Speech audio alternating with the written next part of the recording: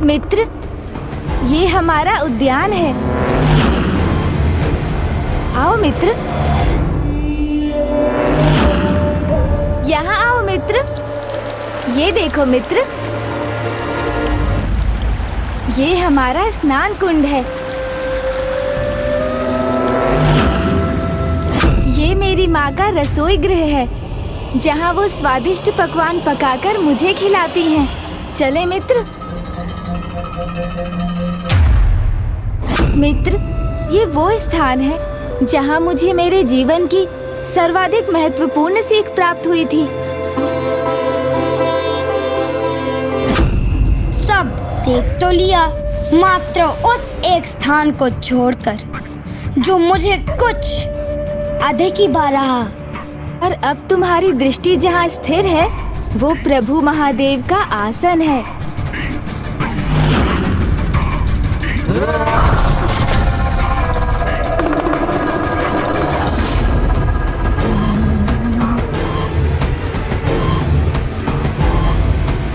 ये पिताश्री का ध्यान स्थल है।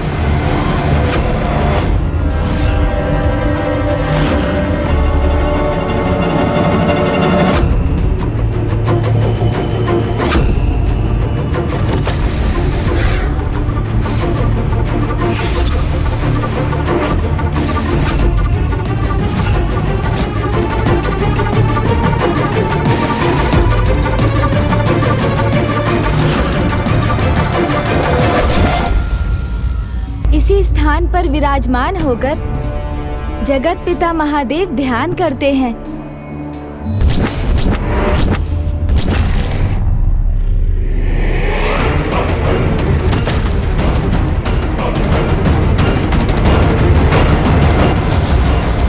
इस स्थान की महिमा तो अपार है, क्योंकि यही संपूर्ण सृष्टि की समस्त शक्ति का केंद्र है।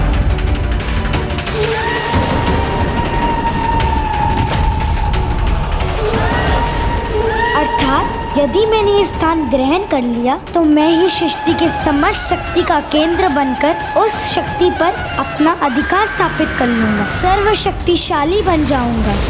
ये भंड कुमार महादेव के ध्यान स्थल की ओर क्यों बढ़ा जा रहा है? क्या प्रयोजन है इसका? मुझे तो पूर्व में ही आभास हो रहा था। अवश्य ही इसके मन में कुछ ऐसा ही अनुचित प्रयोजन है, जिसे सिद्ध करने हेतु ये कैलाश में प्रवेश करने के लिए लालायित है।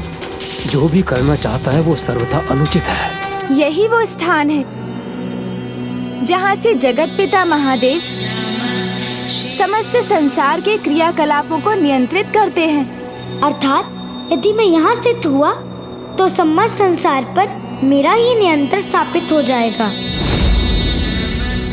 नियति निर्धारित है, इसलिए गणेश जी की चेतावनी सुनकर भी इतना भयंकर दुस्साहस कर रहा है। ये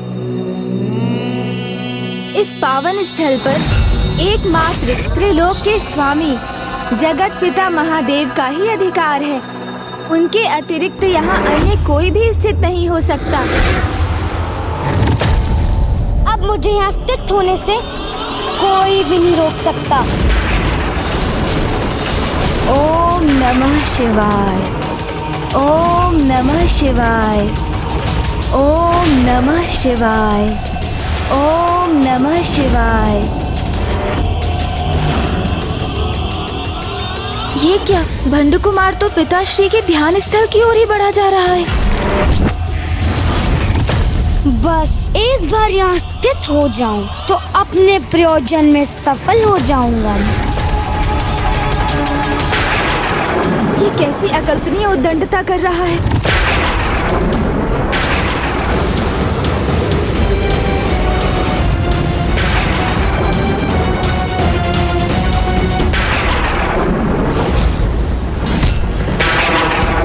भंड कुमार, भंड कुमार।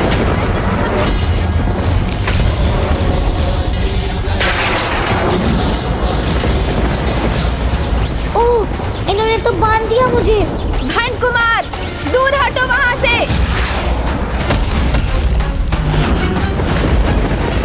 ये कैसे दुस्साहस कर रहे थे तुम? मैंने स्पष्ट कहा था ना, वो प्रभु महादेव का ध्यान स्थल है, जहाँ से वो संपूर्ण सृष्टि के हित को निर्धारित करते हैं। जहाँ अन्य किसी को स्थित होने का कोई अधिकार नहीं। ये तुमने सुना नहीं क्या? सुना था, अवश्य सुना था मित्र, किंतु इस विशेष स्थान का सम्मोहन मुझे यहाँ खींच लाया और अब यहाँ पहुँच गया हूँ, तो मुझे अब मत रोकिए। मात्र एक पल के लिए मुझे यहाँ स्थित होने दीजिए। इतना तो चलता है, इतना तो चलता है।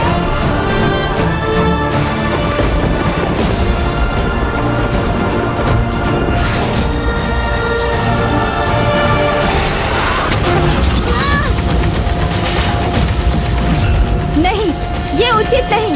तुमने वचन दिया था कि कैलाश में कोई त्रुटि नहीं करोगे तुम, और अब इतना बड़ा अपराध करने का हट कर रहे हो तुम। अपराध? कैसा अपराध मित्र? ब्रह्मांड की शक्ति का केंद्र है ये। तो क्या शक्ति के सागर में से एक बूंदे भी मेरा अधिकार नहीं? बस मैं उतना ही तो पाना चाहता हूँ मैं। मात्र एक पल के लिए मुझे यहाँ स्थित होने दीजिए।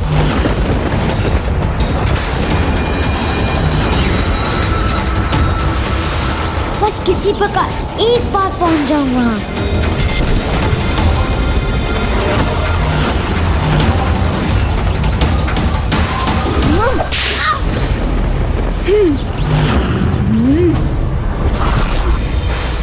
बस बहुत हुआ तुम्हारा ये अनुचित हठ भंड कुमार।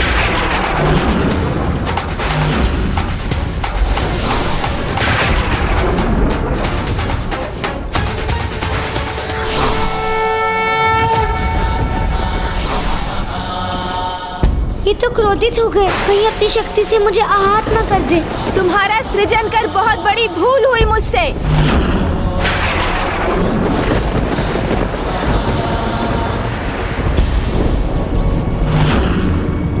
यदि इसके महापापी में परिवर्तित होने के पूर्व ही इसकी दुष्टता का अंत होना नियत है, तो यही उचित है।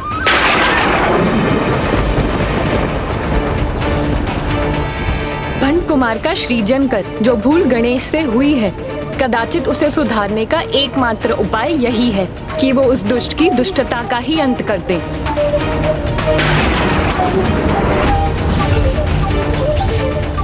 इसके पूर्व ही पुनः अपने कपट जाल का प्रयोग कर अपनी रक्षा करने में सफल हो गणेश जी को उसकी उद्दंडता का उचित दंड देना चाहिए। कैसे करूं? अब अपनी रक्षा कैसे करूं? सर्वप्रथम अपने पापों को स्वीकार कर उसका प्रायश्चित करो। ये प्रायश्चित का प्रथम चरण है। सूझ गई, इसकी युक्ति सूझ गई मुझे। क्षमा मित्र, क्षमा।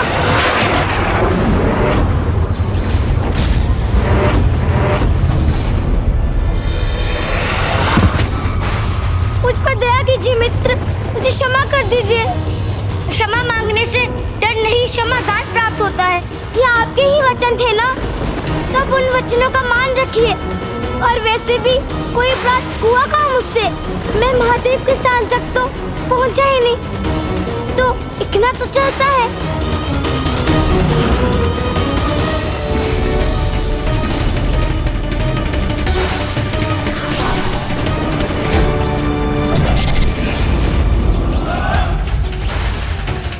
हाँ, उचित है। क्षमा तो आपको करना ही था इस तुझ जैसी भूल के लिए।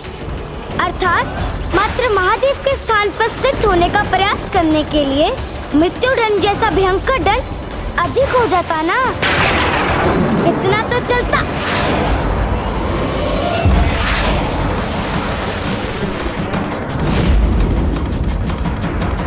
कुपथ पर चलना ही जिसकी नियति है, उसे इतना साधारण दंड कहाँ सुधार सकता है।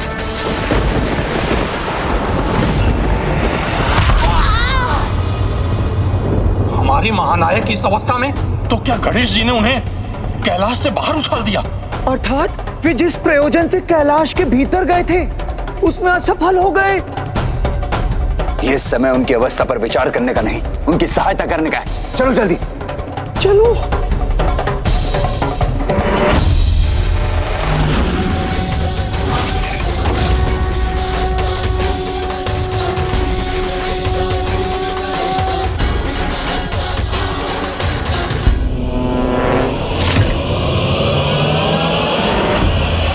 जब कोई समझाने पर भी ना समझ सके, उचित सीख देने पर भी भूल और अपराध करने पर ही आतुर हो, तो उसे उचित अनुचित का बोध कराने के लिए दंड देना अनिवार्य हो जाता है। और मुझे आशा है कि मेरे इस दंड से तुम समझ गए होगे कि तुम कितनी बड़ी भूल करने जा रहे थे। अभी तो यही उचित होगा कि मैं इनकी बात स्वीकार कर इनका क्रोध शांत करूं। चलता है। मित्र, दंड तो दे दिया आपने मित्र, उचित है, किंतु अब मेरी सहायता कीजिए, अपने इस मित्र पर दया कीजिए मित्र, दया कीजिए। मित्र? मुझे तो ऐसा मित्र चाहिए था जो किसी भी परिस्थिति में मेरा साथ ना छोड़े, मेरे हृदय की प्रत्येक बात को सुने, समझे, मुझे एकाकीपन का आभास भी ना होने दे, मेरी भावनाओं का आदर करे, कभी मेरा विश्वास ना भंग करे। इसलिए मित्र रूप में तुम्हारा सृजन किया था मैंने, किंतु मुझे कहाँ ज्ञात था कि मैं जिसकी रचना कर रहा हूँ वो मेरी मित्रता के सर्वथा अयोग्य, मात्र एक महादुष्ट, महापापी है। हाँ, ऐसा महापापी जिसे अच्छाई बुराई, उचित अनुचित की सीख दी मैंने, किंतु फिर भी वो अपने छल कपट और अपनी बुराई पर ही स्थिर रहा। तुम्हारा सृजन कर बहुत बड़ी भूल हुई है मुझसे। नहीं मित्र, ऐसा नहीं है।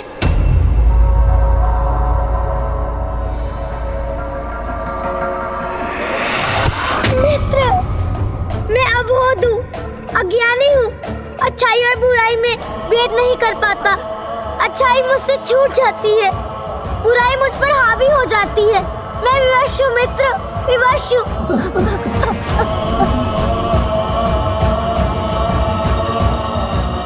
भूल आपसे नहीं, मुझसे हुई है मित्र। अब एक ही उपाय शेष है, आप मुझे मिटा दीजिए, आप मुझे मिटा दीजिए, आप मुझे मिटा दीजिए। किंतु फिर आप अपने मित्र के साथ से वंचित हो जाएंगे, ये तो और भी दुखद है। तो एक कार्य कीजिए, ऐसा कोई अचूक उपाय बताइए, अर्थात ऐसी शक्ति दे दीजिए मुझे जिससे मैं अपने भीतर के विष पर विजय पा सकूं, स्वयं को सुधार सकूं।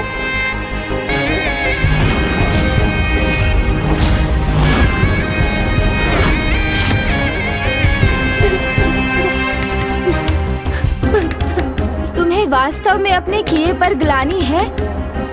हाँ मित्र, ग्लानि तो है, विश्वास कीजिए। मैं कपटी कुटिल नहीं रहना चाहता हूँ, मुक्त होना चाहता हूँ अपनी दुष्टता से।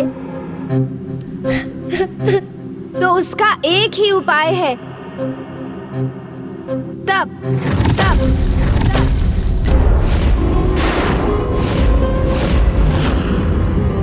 तप तप अर्थात तपस्या, जिससे प्राप्त तपोबल की पवित्र अग्नि तुम्हारी दुष्टता का नाश कर तुम्हारे भीतर अच्छाई को जागृत करेगी। किंतु तुम्हारी तपस्या तभी सार्थक होगी जब तुम वास्तव में अच्छाई के पथ पर अग्रसर होने के लिए प्रेरित होगे।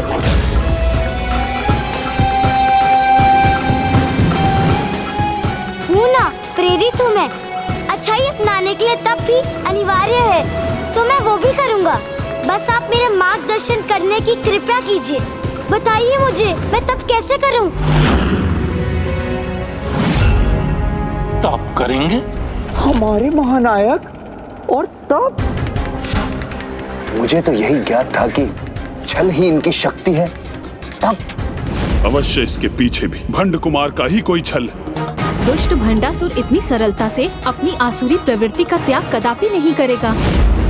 तप से उसके स्वभाव में भले ही कोई सुधार न आए, किंतु देविक कृपा से अत्यधिक शक्ति अवश्य ही प्राप्त कर लेगा। मुझ पर इतनी कृपा तो कीजिए मित्र। ये तो बताइए मुझे, मैं किसकी तपस्या करूं? बताइए ना मित्र। उन्हीं जगत पिता महादेव की, जिनके स्थान पर स्थित होने की उद्दंडता करने का महा अपराध करने जा रहे थे तुम। प्रभु शिव शंकर की भक्ति ही तुम्हारे भीतर के अंधकार का नाश कर तुम्हारे हृदय में एक निर्मल ज्योति प्रज्वलित करेगी, तुम्हारे विकारों का नाश कर सुधार देगी तुम्हें। उचित है मित्र। तो बताइए, मैं कहाँ अपना तप प्रारंभ करूं?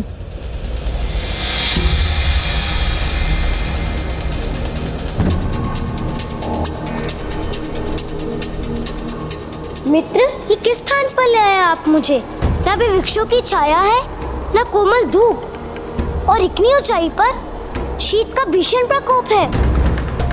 भंड कुमार, स्मरण करो, क्या कहा था मैंने? तप के लिए सुविधा से अधिक एकांत अनिवार्य है। हाँ, पुनः भूल हुई है मुझसे। सह लूंगा, मैं इस असुविधा को भी सह लूंगा, किंतु किस मुद्रा में करूं अपनी तपस्या?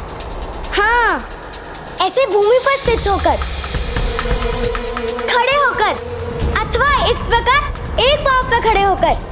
मैं हाथों के बल भी खड़ा हो सकता हूँ।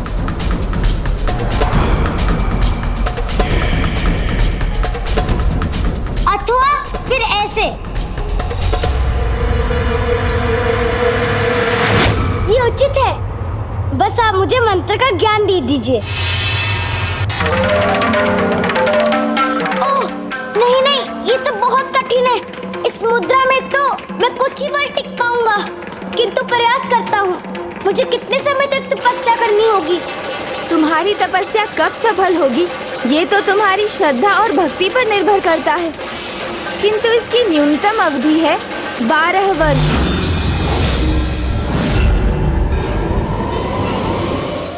12 वर्ष?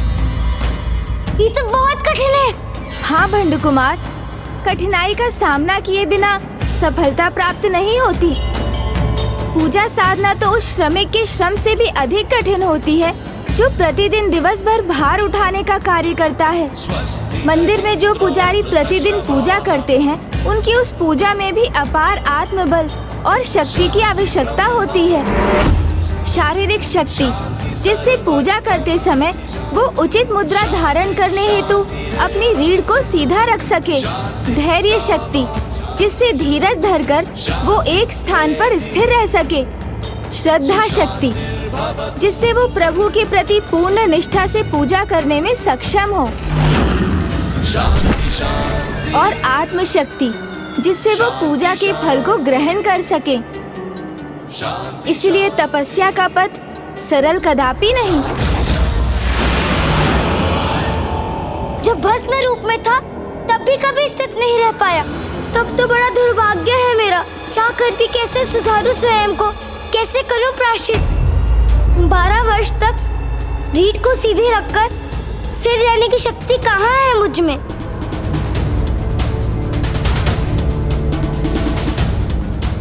मुझे क्षमा कीजिए मित्र, मैंने आपको फिर से निराश किया।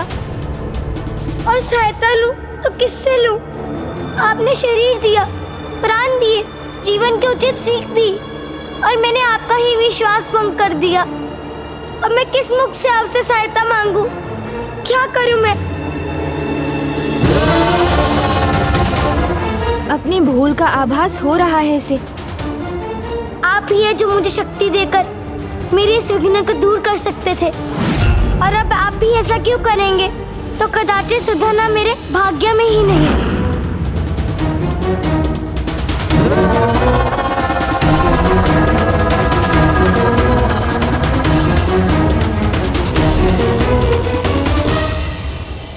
भंड कुमार, क्या वास्तव में तुम अपनी भूल स्वीकार कर अपने भीतर परिवर्तन लाकर अपने दोषपूर्ण आचरण से मुक्त होना चाहते हो?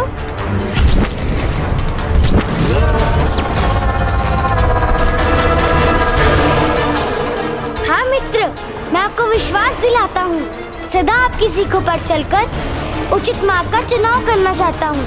आपके मित्र होने के योग्य बनना चाहता हूँ। हमारे महानायक भंड कुमार अवश्य अपने किसी छल से पुनः इनका विश्वास प्राप्त करने में सफल होंगे।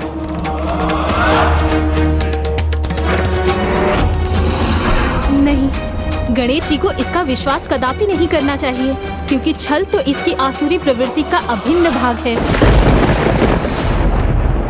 उचित है, यदि तुम कुपथ का त्याग कर सुपथ पर चलना चाहते हो तो मैं तुम्हें इसका एक अवसर अवश्य दूंगा।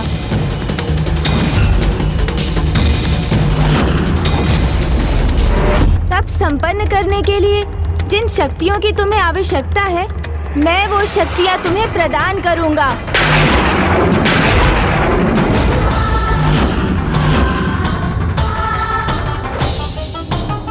पार्वती नंदन गणेश को ऐसा कदापि नहीं करना चाहिए, क्योंकि भंड कुमार को समर्थ बनाना तो संसार में अच्छाई के अंत का आरंभ होगा। भंड कुमार एक भयंकर असुर भंडासुर में परिवर्तित होगा।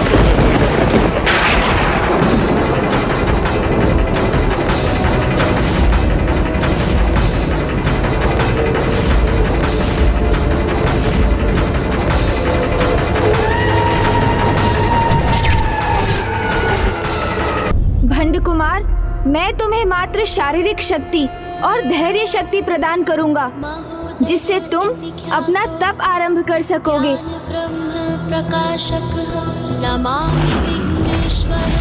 किंतु श्रद्धा शक्ति और आत्म शक्ति तुम्हें स्वयं जागृत करनी होगी, क्योंकि वो शक्तियाँ व्यक्ति को स्वयं अपने भीतर से उत्पन्न करनी होती हैं।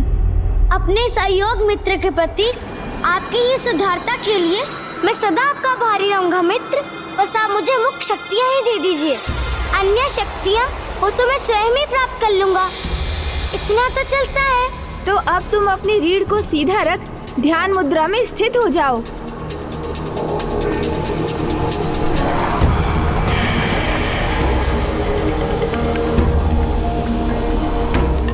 यहाँ स्थित होकर स्वयं को कष्ट देने से मेरा तप अवश्य शीघ्र संपन्न होगा। भंड कुमार, रुक जाओ, पुनः भूल कर रहे हो तुम। स्वयं को कष्ट देने से नहीं, अभी तो स्वयं को श्रद्धा और भक्ति में लीन करने से प्रभु के दर्शन का सुख प्राप्त होता है। तुम यहाँ इस शिला पर स्थित होकर भी अपना तप कर सकते हो। हाँ।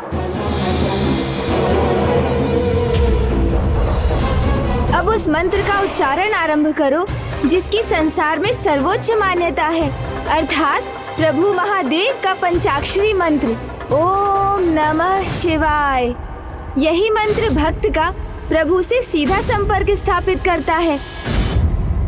ओम नमः शिवाय, ओम नमः शिवाय, ओम नमः शिवाय, ओम नमः शिवाय। क्या मेरा इसे शक्तियाँ प्रदान करना उचित होगा? कहीं ये उनका प्रयोग अपनी दुष्टता। ओम नमः शिवाय,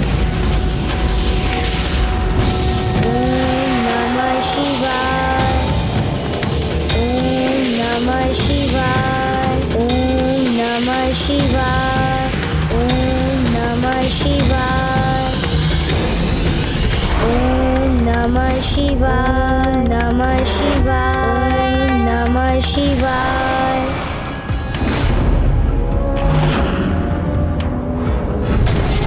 ओम नमः शिवाय। इस तपस्या का उद्देश्य अपने मन में सदा स्थिर रखना भंड कुमार। स्मरण रखना कि तुम ये तपस्या अपने भीतर की दुष्टता का अंत कर अच्छाई की लौ जागृत करने के लिए कर रहे हो।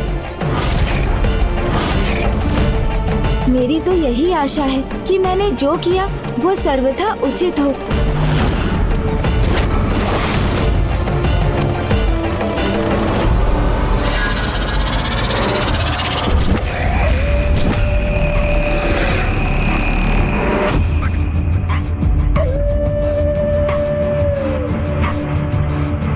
गणेश जी ने कहा था अपने उद्देश्य पर दृढ़ रहना, किंतु मैं तो ऐसे दुष्ट असुर से और क्या अपेक्षा की जा सकती है? प्रथम पूज्य गणेश ने जो अच्छाई का मार्ग इसे दिखाया है, उसके विपरीत ही चलेगा ये दुष्ट आत्मा भंड कुमार, और गणेश को इसका आभास तक नहीं होगा। हे मेरा मन,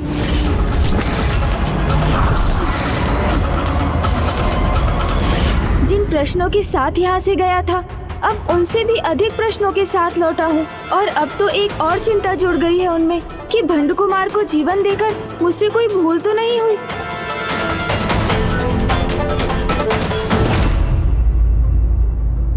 महापिताश्री, देखिए गणेश तो यही है जिसे बुलाने आप सभी मुझे भेज रहे थे, वो तो स्वयं यहीं आ गया है। वैसे भी भोजन से अधिक समय तक दूर कैसे रह सकता है मेरा अनुज?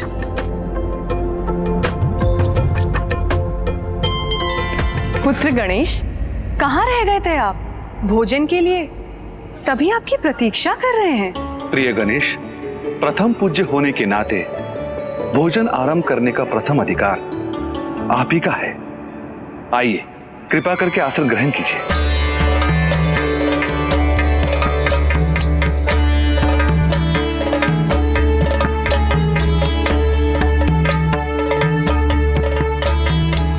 पुत्र गणेश, अपनी नानी माँ के यहाँ आए हैं आप, इसलिए मन भरकर भोजन कीजिएगा।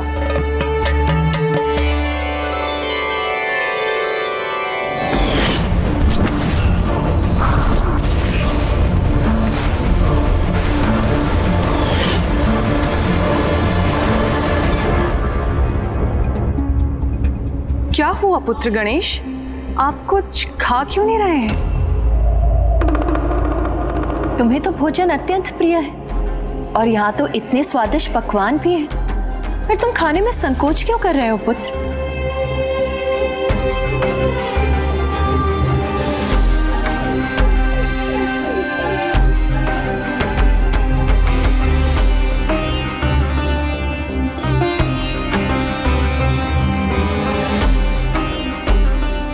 पुत्र गणेश, आज प्रथम बार तुम्हारे भोजन में अरुचि का क्या कारण है?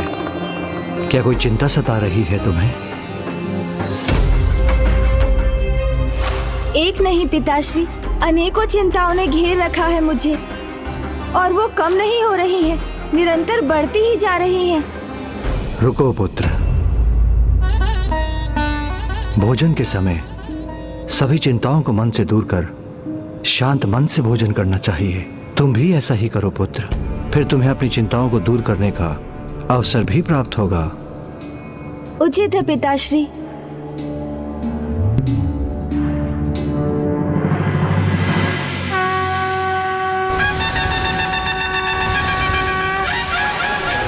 नहीं नहीं नानी माँ, बस और नहीं। पिताश्री, मैं तो अपना भोजन समाप्त कर चुका, तो अब मैं कुछ पूछ सकता हूँ आपसे? थोड़ा धीरज रखो पुत्र, अभी अन्य सभी ने अपना भोजन समाप्त कहाँ किया है?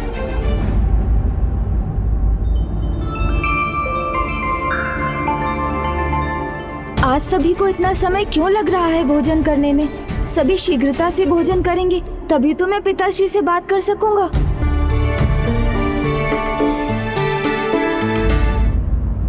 कितनी अधीरता से हमारे भोजन समाप्त होने की प्रतीक्षा कर रहा है गणेश। नानी माँ, मैं सोच रहा था कि हमें आपके यहाँ आने का अवसर बार बार कहाँ प्राप्त होता है, इसलिए आपके हाथों से बने ये स्वादिष्ट लड्डू तो मैं और खाना चाहूंगा। तो और लड्डू दीजिए ना नानी माँ। अब समय लगे तो लगे, किंतु भोजन तो मन भरकर ही करना चाहिए ना, क्यों गणेश? मन भरकर भोजन तो मैं भी करना चाहता था, किंतु आज भूख से अधिक अपनी बुद्धि को शांत करना है मुझे। ये लो पुत्र। धन्यवाद नानी माँ। वैसे भी भोजन का स्वाद तो तभी आता है जब उसका आनंद ले लेकर उसे धीरे धीरे खाया जाए। भैया को आज ही इतनी भूख लगनी थी, कितना अधिक समय ले रहे हैं वो भोजन करने में।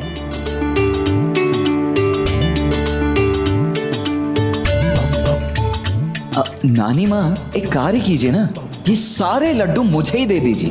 हाँ, अरे नहीं नहीं नानी माँ, मुझे और लड्डू नहीं चाहिए। मैं तो बस गणेश का परिहास कर रहा था, किंतु अब उसकी ये चिंता मुझसे और अधिक नहीं देखी जा रही है। अब तुम्हें और अधिक प्रतीक्षा करने की कोई आवश्यकता नहीं है अनुज। माँ और पिताश्री भी भोजन संपन्न कर चुके हैं, इसीलिए अब तुम उनसे बात कर सकते हो। अंततः अब मैं अपने सभी उत्तर प्राप्त कर सकूंगा। पिताश्री, माँ, जब से यहाँ हमारा आगमन हुआ है मेरे साथ कुछ विचित्र ही घट रहा है। कभी कोई दृश्य दिखाई देते हैं तो कभी ऐसी कोई घटना हो जाती है, और सबसे बड़ी व्यथा तो ये है कि मेरे प्रश्नों का उत्तर देने के लिए किसी के पास समय ही नहीं था। हमें क्षमा कर दो पुत्र, हमें तुम्हारी पीड़ा समझने में समय लगा। पुत्र संतान विचलित हो तो माता पिता कैसे शांत रह सकते हैं? इसलिए तुम निसंकोच होकर हमसे पूछो जो तुम पूछना चाहते हो। हम तुम्हारे सभी प्रश्नों का उत्तर देने के लिए यहाँ प्रस्तुत हैं पुत्र। उचित है माँ। मैं सर्वप्रथम आपको ये बताना चाहता हूँ कि यहाँ आते समय मैंने 3 विचित्र दृश्य देखे और मैंने आप दोनों और कुबेर जी को उन असुरों के साथ देखा।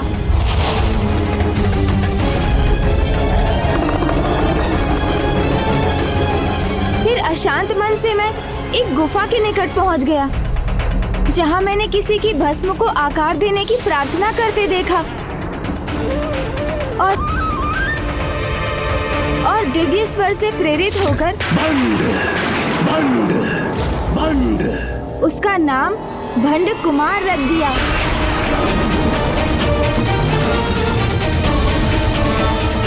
तो अब वो कहाँ है पुत्र? माँ, उसकी रचना करने के बाद मैंने उसे अच्छाई की सीख देने का प्रयास किया, किंतु वो मेरी सभी सीखों के विरुद्ध ही आचरण करता रहा। परंतु अंततः इसके पश्चात उसके भीतर सुधार लाने के उद्देश्य से मैं उसे किसी प्रकार पिताश्री के तप का महत्व समझाकर उसे एक चोटी पर स्थित कराने में सफल रहा, जहां अब वो पिताश्री के नाम का घोर तप कर रहा है। पिताश्री, माँ, आप दोनों ये सुनकर ऐसे स्तब्ध क्यों हो गए? आप दोनों को तो इस प्रकार चिंतित कभी नहीं देखा मैंने। कहीं मुझसे कोई बड़ी भूल तो नहीं हो गई? पिताश्री, माँ, मुझे बताइए ना, क्या कारण है आपके इस प्रकार शांत रहने का? पुत्र गणेश, तुमने भंड कुमार नहीं, दुष्टता के ऐसे पर्याय का सृजन किया है जो अपार शक्ति अर्जित कर कपट, कुटिलता, अधर्म और पाप का ऐसा उदाहरण प्रस्तुत करेगा कि उसके आतंक और अत्याचार से समस्त ब्रह्मांड त्राहिमाम कर उठेगा। तुमने उस भयानक असुर को रचा है जिसे जगत भंडासुर के नाम से जानेगा, भंडासुर के नाम से जानेगा, भंडासुर के नाम से जानेगा, भंडासुर के नाम से जानेगा।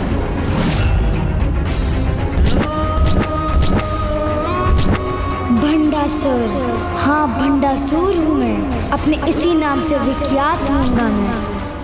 और दुर्भाग्यवश ये भंडासुर इस ब्रह्मांड पर ही नहीं अपितु समस्त कई ब्रह्मांडों पर एक छत्र सत्ता स्थापित करेगा। ये मुझसे कैसा अनर्थ हो गया पिताश्री? तो क्या कोई उपाय है इस भंडासुर को रोकने का?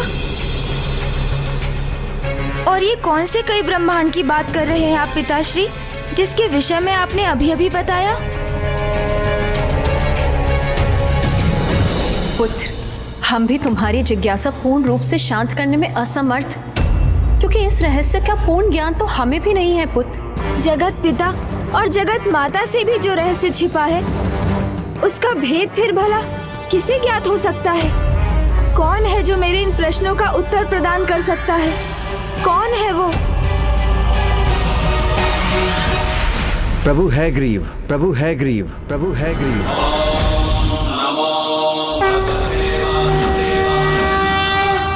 प्रभु हैग्रीव, ये कौन है पिताश्री?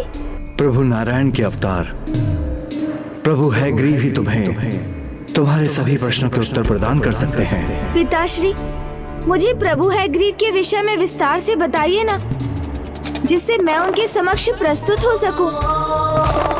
उचित है पुत्र, तो मैं तुम्हें उनकी कथा सुनाता हूँ, जिसका आरंभ वैकुंठ में अचानक घटी एक घटना के कारण हुआ था।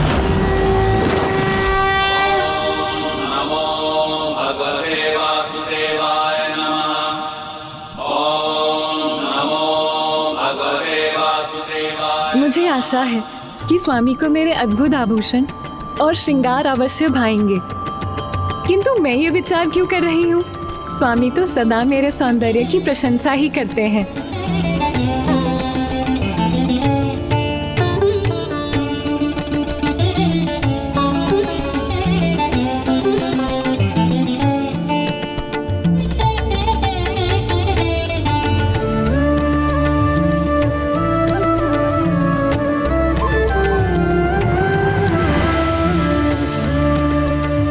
अद्भुत। सर्वथा अद्भुत है आपका सौंदर्य। आपने अपने इस अद्भुत सौंदर्य से सौंदर्यता का एक नवीन उदाहरण प्रस्तुत किया है। मेरी तो मात्र यही इच्छा है कि मैं जब भी अपने नेत्र खोलूं, आपके सौंदर्य के दर्शन प्राप्त कर सकूं।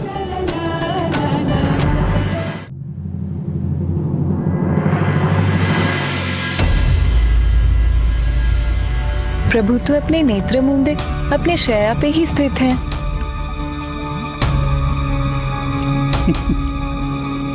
प्रभु ऐसे क्यों मुस्कुरा रहे हैं, जैसे उनके अनुसार मेरे श्रृंगार में कोई त्रुटि रह गई हो। किंतु प्रभु तो मेरी ओर देख भी नहीं रहे।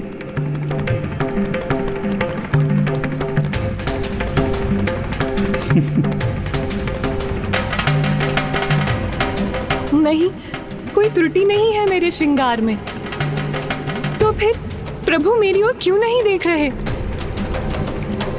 इसलिए मैं तो समझ ही नहीं पा रही हूँ कि मेरा तिरस्कार कर रहे हैं स्वामी, अथवा मुस्कुराकर मेरा उपहास कर रहे हैं।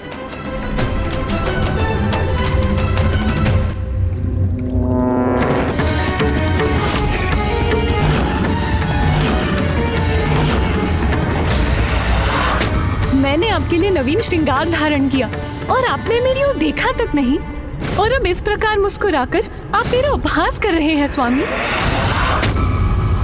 उचित है तो मैं आपको श्राप देती हूँ कि आपका शीश जो मेरी ओर देखने के लिए मुड़ न सका, वो शीश अपने तन से विलग हो जाए, अपने तन से विलग हो जाए, अपने तन से विलग हो जाए।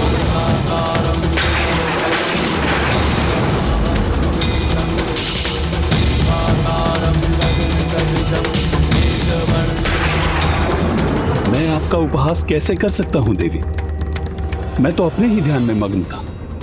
तो मैं आपको श्राप देती हूँ कि आपका शीश जो मेरी ओर देखने के लिए मुड़ न सका, वो शीश अपने तन से विलग हो जाए। ये क्या कह दिया मैंने? स्वामी को इतना निष्कारी श्राप दे दिया।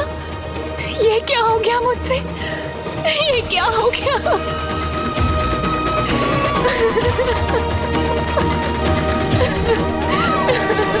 किंतु पिताश्री, मामी जी देवी लक्ष्मी, मामा जी श्री हरि नारायण को इतना कठोर शाप कैसे दे सकती है? इसका नियंत्रण तो उनके हाथों में, जो इस संसार की सर्वोच्च शक्ति है। तब इसका आभास देवी लक्ष्मी को नहीं था, किंतु प्रभु श्री हरि नारायण को इस सत्य का आभास हो रहा था।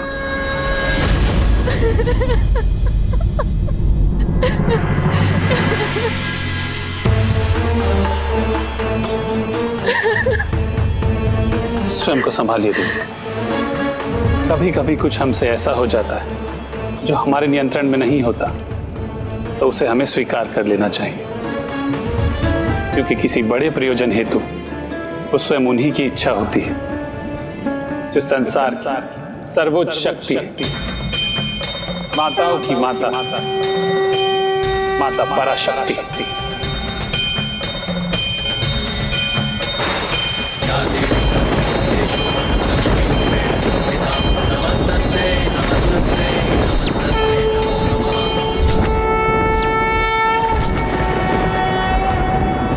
अरुणां करुणां तरंगिणीं ताक्षीं कृतपाशाङ्कुशपुष्पबाणचापाम् अणिमादिभिरावृतां मयूखैः रहमित्येव विभावये भवानी।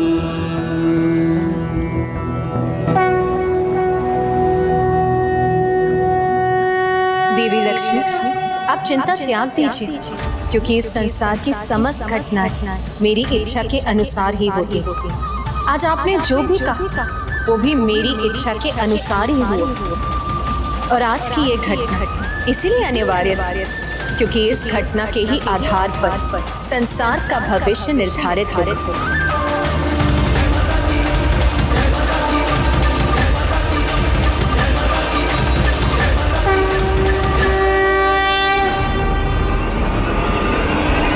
देवी लक्ष्मी, आप चिंता त्याग दीजिए, क्योंकि इस संसार की समस्त घटनाएं मेरी इच्छा के अनुसार ही होगी, आज आपने जो भी कहा वो भी मेरी इच्छा के अनुसार ही हुआ। और आज की ये घटना इसीलिए अनिवार्य थी क्योंकि इस घटना के ही आधार पर संसार का भविष्य निर्धारित होगा।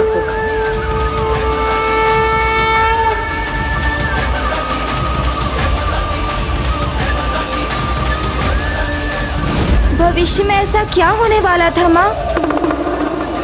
हैग्रीव नामक दैत्य का जन्म।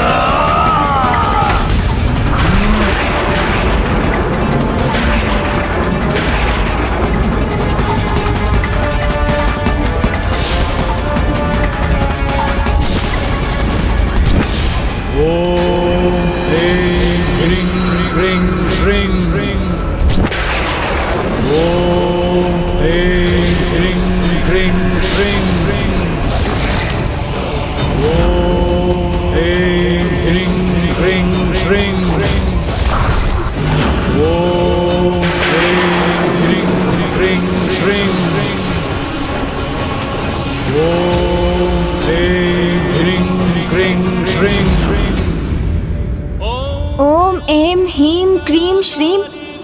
इस मंत्र के उच्चारण के साथ किसकी तपस्या कर रहा था वो दैत्य हैग्रीव? पुत्र, ये तो स्वयं माता पराशक्ति का ही बीज मंत्र है। माता पराशक्ति? हाँ पुत्र, अनेकों वर्षों के कठोर तप के उपरांत वो दैत्य हैग्रीव माता पराशक्ति को प्रसन्न करने में सफल हुआ और अन्य असुरों के समान उसकी भी एक ही इच्छा थी। ओम ऐं ह्रीं क्रीं श्रीं। ओम ऐं ह्रीं क्रीं श्रीं। ओम ऐं ह्रीं क्रीं श्रीं।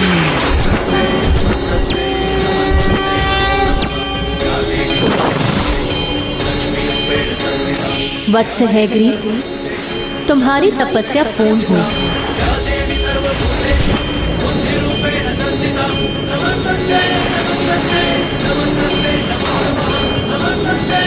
प्रणाम माता। कहो, क्या इच्छा है तुम्हारी? मुझसे क्या वरदान चाहते हो तुम? अमृतत्व माता, अमृतत्व चाहता हूँ मैं, अमृतत्व चाहता हूँ मैं, अमृतत्व चाहता हूँ मैं। जिसका जन्म होता है उसकी मृत्यु भी अनिवार्य है। यही संसार का चक्र है जिसे भंग नहीं किया जा सकता। इसीलिए तुम मुझसे कोई अन्य वरदान मांग लो। तब हे माताओं की माता पराशक्ति, अपने इस भक्त को वरदान देने की कृपा कीजिए कि इस हैग्रीव का वध हैग्रीव के हाथों ही संभव हो। हैग्रीव के हाथों ही संभव हो। हैग्रीव के हाथों ही संभव हो। तथास्तु, तथास्तु।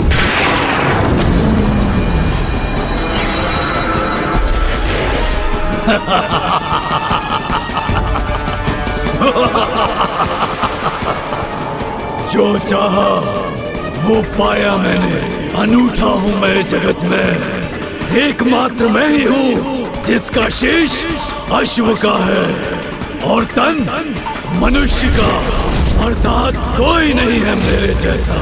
कोई अन्य हैग्रीव नहीं है समस्त संसार में, तो मेरा वध असंभव है।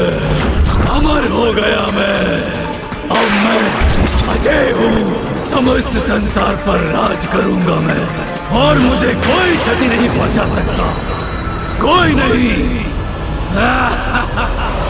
किंतु प्रभु हैग्रीव के पूर्व दैत्य हैग्रीव उत्पन्न हुआ था, जो माता पराशक्ति का वरदान पाकर तीनों लोकों पर अपना आधिपत्य स्थापित कर चुका था।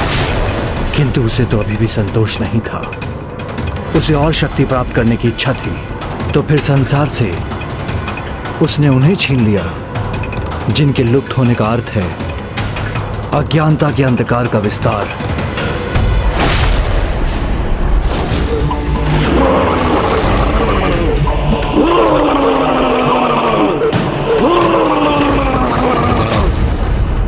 ये भयंकर स्वर, ये स्वर तो उस दुष्ट असुर हैग्रीव का है, जिसने अपने आतंक से तीनों लोगों को आतंकित कर रखा है।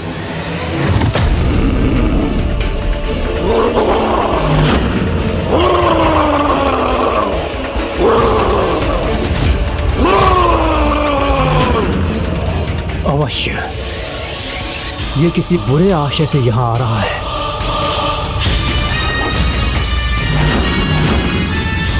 नहीं ब्रह्मदेव नहीं, रुकिए, मत कीजिए व्यर्थ प्रयास।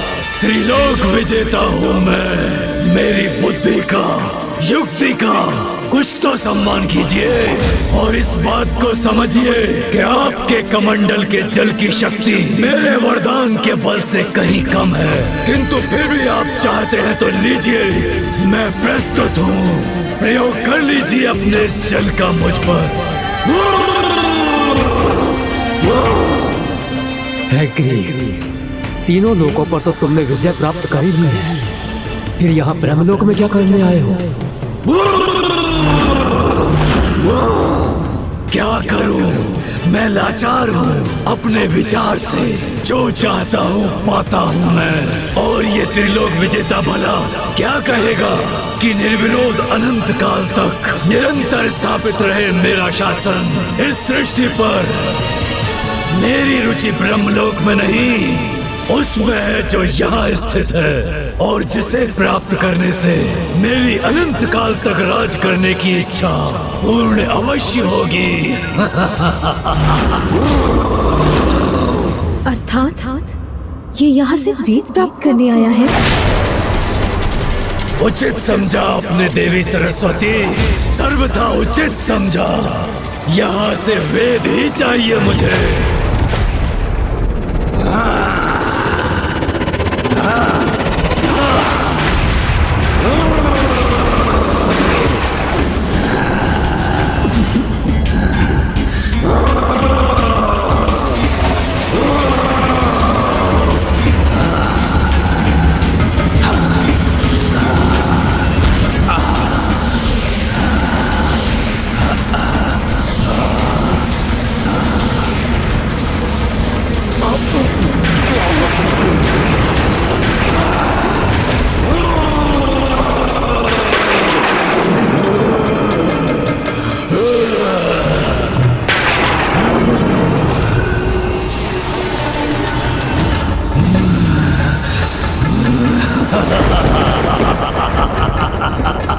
स्वामी, इस दुष्ट ने क्या किया ये?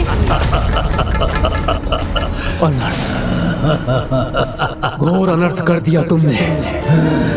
वेद जो समस्त ज्ञान के स्रोत हैं, जो स्वयं माता पराशक्ति से मुझे सृष्टि के सृजन हेतु प्राप्त हुए थे, उन्हें तुमने छीन लिया, अपने में समाहित कर लिया।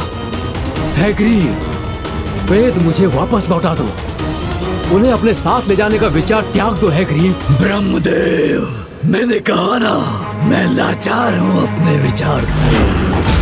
किंतु आप चिंता मत कीजिए, आपसे भी कहीं अधिक माता के ये बहुमूल्य उपहार मेरे पास सुरक्षित रहेंगे। मुझसे कोई नहीं हर सकेगा वेद को।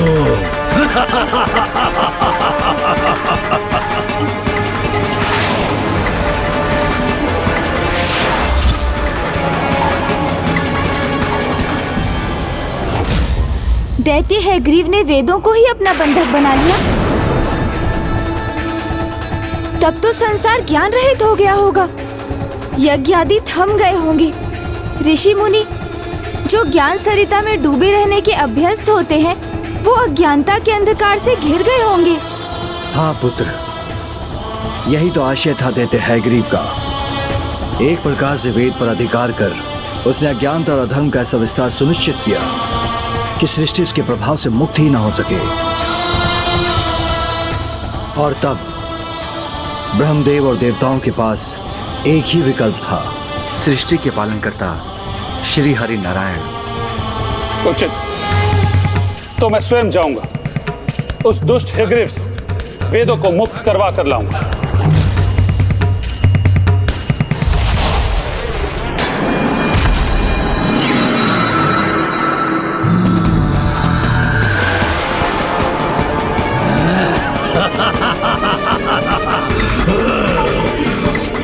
सत्य हुआ मेरा विचार। ज्ञान रहित सृष्टि में अधर्म और अज्ञानता के अंधकार का विस्तार होगा। अब तो महानतम दिव्य देवता भी मुझसे संघर्ष करने आ जाएं, तो वो भी मुझे अपने इस सिंहासन से नहीं डिगा सकेंगे।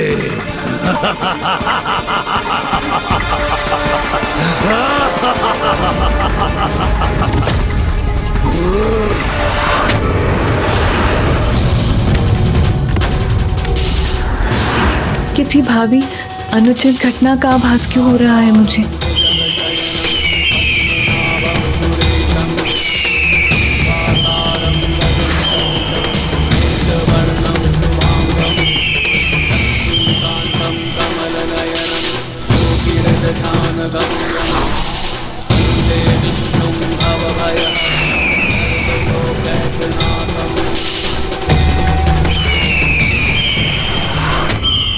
हैग्रीव ने अपने वरदान का उल्लेख किया था।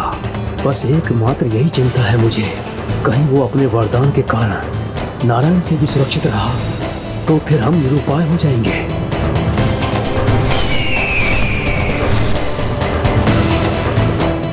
मैं आपको श्राप देती हूँ कि आपका शीश जो मेरी ओर देखने के लिए मुड़ न सका, वो शीश अपने तन से विलग हो जाए।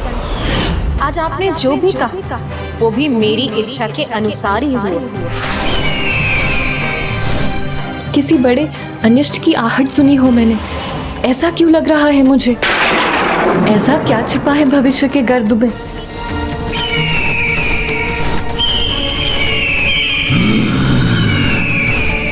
किसका भीषण स्वर है ये?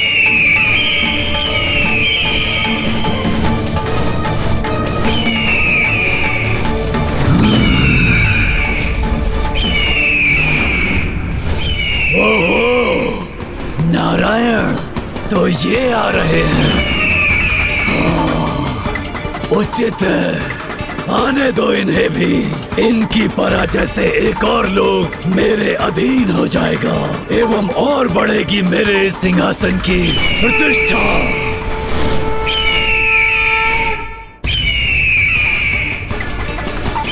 नारायण, ब्रह्मदेव एवं अन्य देवतागण कुछ नहीं कर सके तो उन्होंने आपको यहाँ भेज दिया, किंतु कदाचित आपको ज्ञात नहीं, समस्त ब्रह्मांड में ऐसा कोई नहीं जो मेरा वध कर सके। अनंत काल तक राज करूंगा मैं इस सृष्टि पर और कोई भी मुझे क्षति नहीं पहुंचा सकेगा। हैग्रीव, भ्रम है तुम्हारा। जिसका भी आरंभ हुआ है उसका अंत निश्चित, और तुम्हारे जैसे दुष्ट तो अपने अंत को स्वयं आमंत्रित करते। अच्छा नारायण, तो मैंने स्वयं आमंत्रित किया है अपने अंत को, किंतु मेरा अंत तो असंभव है। फिर उसे कैसे संभव करेंगे आप? जब भी किसी को अपनी शक्तियों पर अनुचित अहंकार हुआ है, तब उसका विनाश निश्चित हुआ है, चाहे वो कितना भी शक्तिशाली क्यों न रहा। यदि तुम स्वयं को सुरक्षित करना चाहते हो तो मुझे वो वेद लौटा दो जिनका हरण तुमने किया है, अन्यथा तुम्हारा अंत तुम्हारे समक्ष। अपनी कल्पना की उड़ान मत भरिए नारायण, और ये बताइए कि वेदों को मुझसे छीनेंगे कैसे, क्योंकि उसे तो वही प्राप्त कर सकता है जो मेरे शीश को मेरे तन से विलग करने की क्षमता रखता हो। और ये मुझे भली भांति ज्ञात है कि आप में वो क्षमता कदापि नहीं है।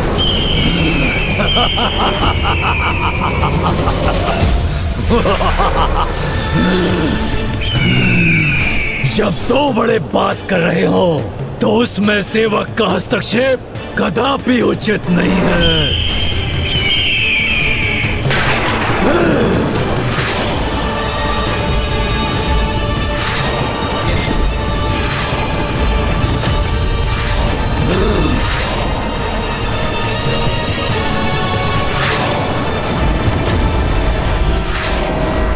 गरुड़ जी,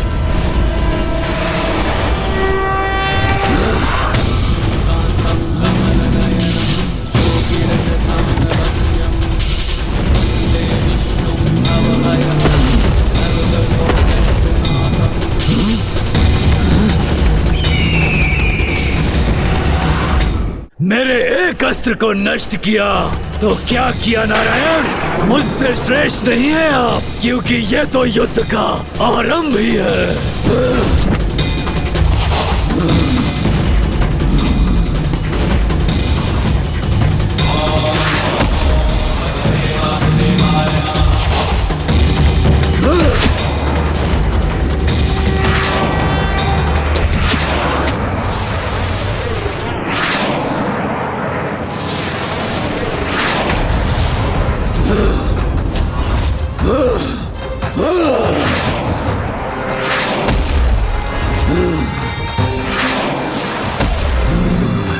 उचित है नारायण, यदि आप युद्ध ही चाहते हैं तो युद्ध ही होगा हमारे मध्य।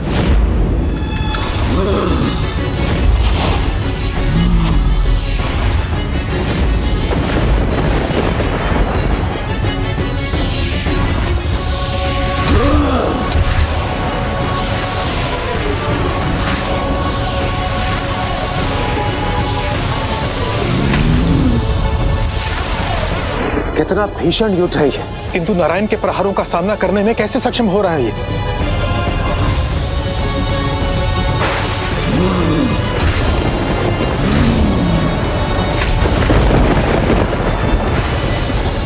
कब अंत होगा इस दुष्ट हैग्रीव के साथ इस भयंकर युद्ध का? और कब मुक्त होगी ये सृष्टि इस दुष्ट के आतंक से?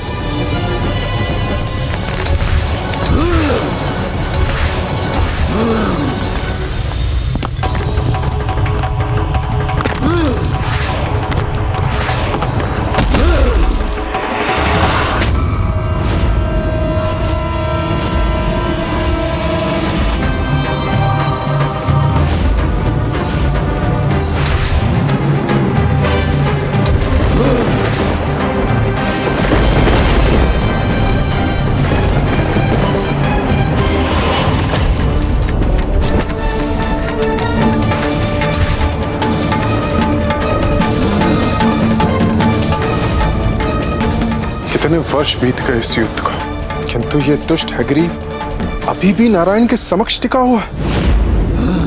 अथक प्रयासरत रहा मैं इस दुष्ट के वध के लिए, किंतु ये तो अब भी स्थित है। कोई लाभ नहीं रहा इस युद्ध का, और अब तो मैं भी अत्यधिक क्लांत हो चुका हूँ।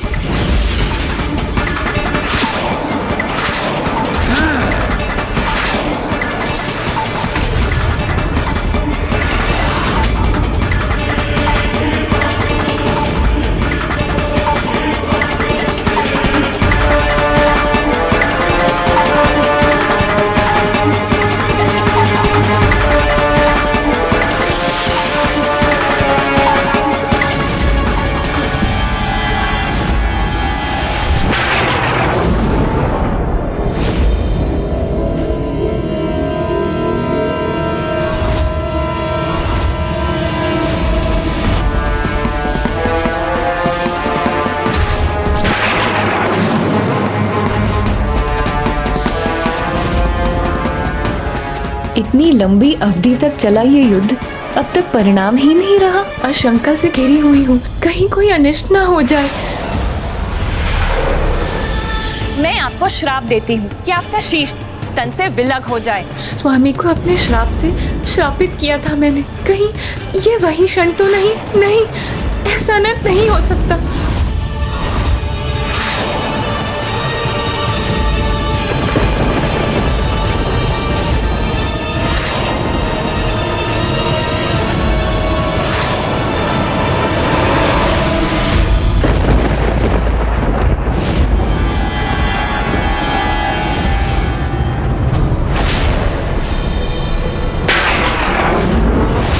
अत्यधिक कलांत होने के कारण स्वामी का लक्ष्य भी चूक रहा है। कहीं वो दुष्ट हैग्रीव ने स्वामी की इस दशा का लाभ उठा लिया तो अनर्थ हो जाएगा।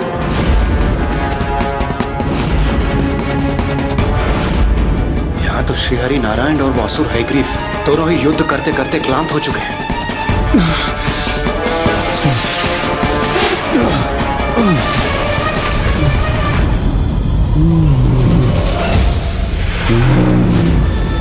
स्वामी इस प्रकार कलांत कैसे हो सकते हैं? आज से पूर्व ऐसा कभी नहीं हुआ। ये कहीं किसी अनिष्ट का संकेत तो नहीं?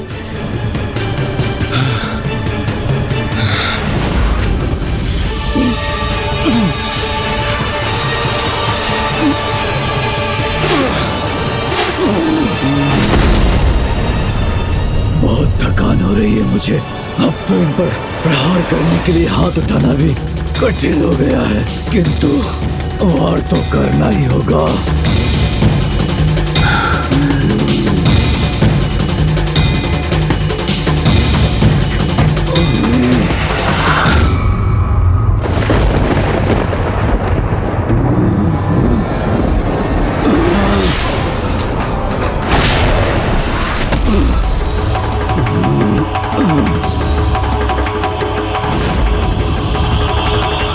इस युद्ध को आरंभ हुए तो सहस्त्र वर्ष बीत चुके हैं। कब होगा इस युद्ध का अंत? हे माताओं की माता, माता पराशक्ति, अपने इस भक्त को वरदान देने की कृपा कीजिए कि इस हैग्रीव का वध हैग्रीव के हाथों ही संभव हो। तथास्तु। कदाचित दैत्य हैग्रीव को प्राप्त वरदान के कारण ही वो अभी तक सुरक्षित है। रुकिए नारायण, थक गए हैं आप। कदाचित आपको युद्ध विराम और कुछ विश्राम की आवश्यकता है, तो जाइए। आपको विश्राम करने का समय दिया मैंने। जब आप पुनः युद्ध के लिए तैयार हो तो सूचित कर दीजिएगा मुझे। इसी बहाने मैं थोड़ा विश्राम कर लेता हूँ।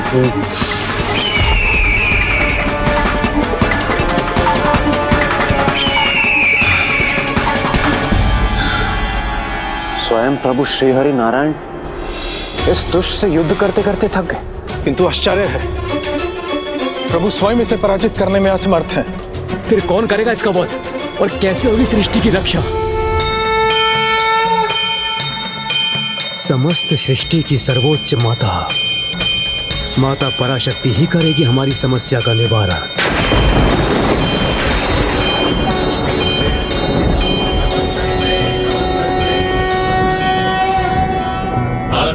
करुणां तरङ्गिणीं ताक्षीं कृतपाशां पुष्पबाणचापाम् अरुणादिभिरावृतां मयूखैः रहमित्येव विभावये भवानी। ॐ श्रीमाता श्रीमहाराज की सिंहासनेश्वरी चिदग्नि कुंड संभूता देवकाज समुद्धता नखदीधति संचिन्न नगज्जन तमो गुणा पदद्वय प्रभाजाल पराकृत सरोरुहा।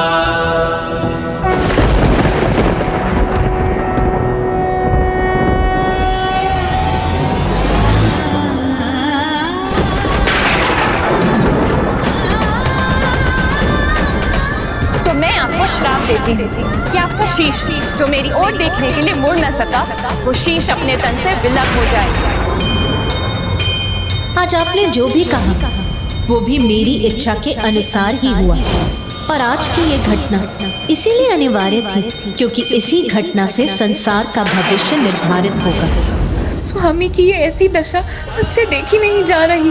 ये बार बार किस प्रकार की अनहोनी का आभास हो रहा है मुझे।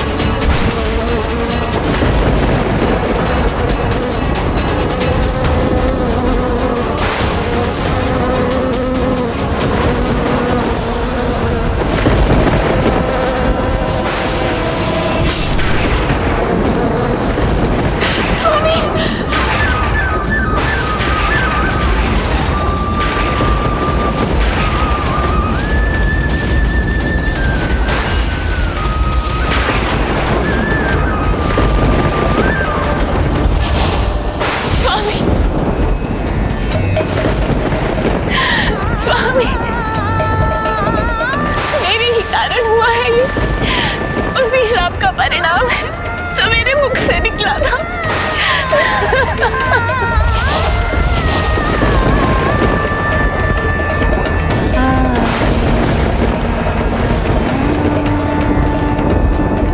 हे माता पराशक्ति, आपने ही तो कहा था कि संसार की प्रत्येक घटना के पीछे कोई ना कोई कारण अवश्य छिपा होता है।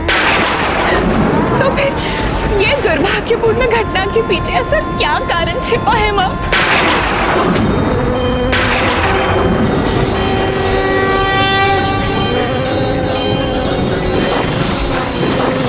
हाँ, प्रत्येक घटना के पीछे एक बड़ा कारण अवश्य होता है जिसका रहस्य समय आने पर ही उजागर होता है।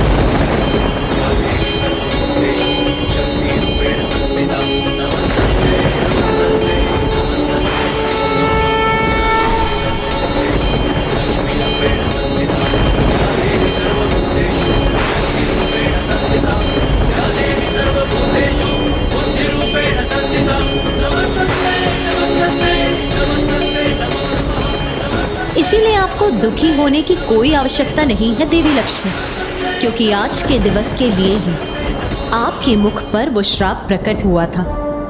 और जैसे मैंने आपसे पूर्व में भी कहा था, संसार की प्रत्येक घटना के पीछे मेरी ही लीला होती है। जो हुआ, जो हो रहा है और जो भविष्य में होगा, वो सब मेरी इच्छा के ही अनुसार होता है। और आज की इस घटना का कारण है कि हैग्रीव का वध मात्र हैग्रीव के हाथों ही हो सकता है। और इसी कारणवश नारायण का शीश उनके धड़ से विलग हुआ है। ब्रह्मदेव, अब इसके आगे का कार्य आपको करना है। यहाँ से उत्तर दिशा में एक नील वर्ण का अश्व दिखाई देगा जो अब अस्वस्थ होने के कारण मरणासन अवस्था में है। उसका शीश लाकर आपको नारायण के धड़ से उसका जुड़ाव करना होगा। तभी दैत्य हैग्रीव का वध करने के लिए दिव्य हैग्रीव उत्पन्न होगा।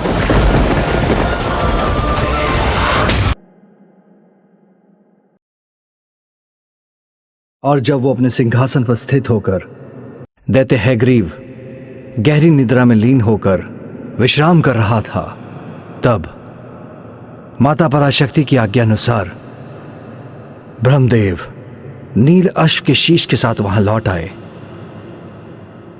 और शेष कार्य अश्विनी कुमार और धनवंतरी ने संपन्न किया।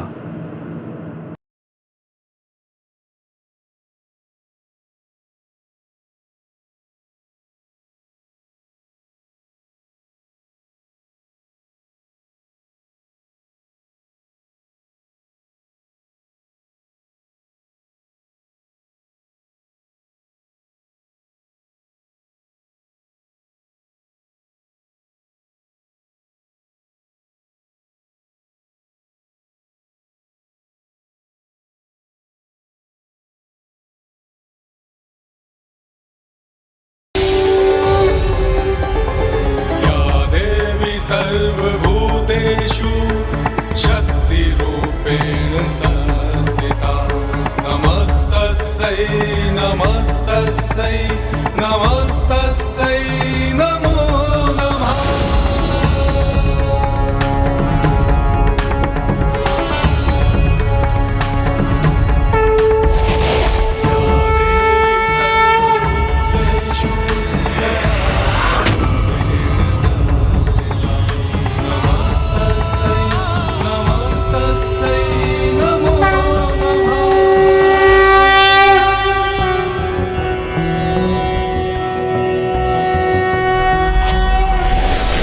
ज्ञानानन्दमयं देवं निर्मलस्फटिकाकृतिम् आधारं सर्वविद्यानां हयग्रीवम् उपास्महे।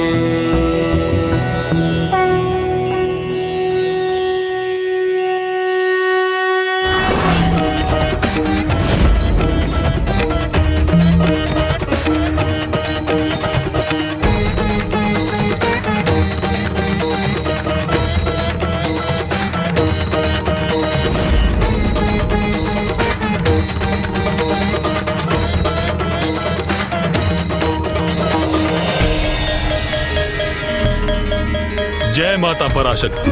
प्रभु हैग्रीव की जय। प्रभु हैग्रीव की जय। प्रभु हैग्रीव की जय। प्रभु हैग्रीव की जय।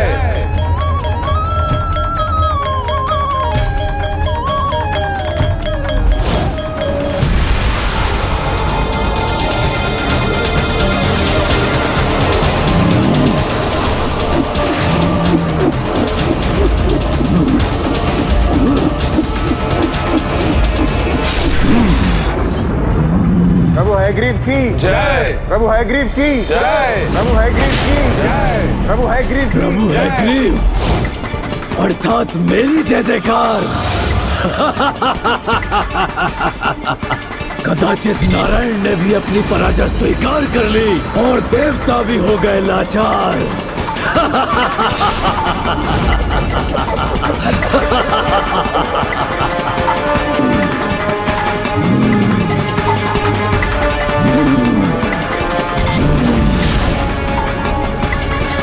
क्या है वहां जिसका इतना भीषण स्वर है?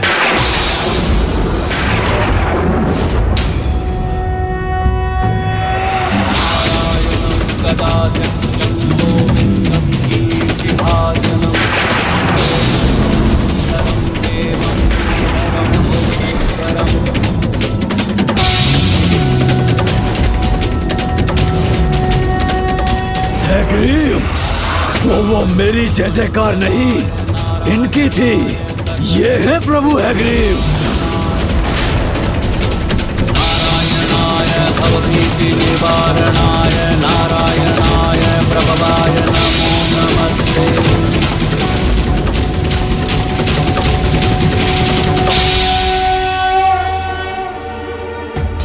नहीं नहीं, ये संभव नहीं है, ये छल है। कैसे अपनी रक्षा करूं? अपने इस भक्त को वरदान देने की कृपा कीजिए कि इस हैग्रीव का वध हैग्रीव के हाथों ही संभव हो। किंतु अभी वेद तो मेरे भीतर ही समाहित है, तो फिर इतनी चिंता क्यों कर रहा हूं मैं? सुरक्षित रहूंगा मैं, कोई वध नहीं कर सकता मेरा।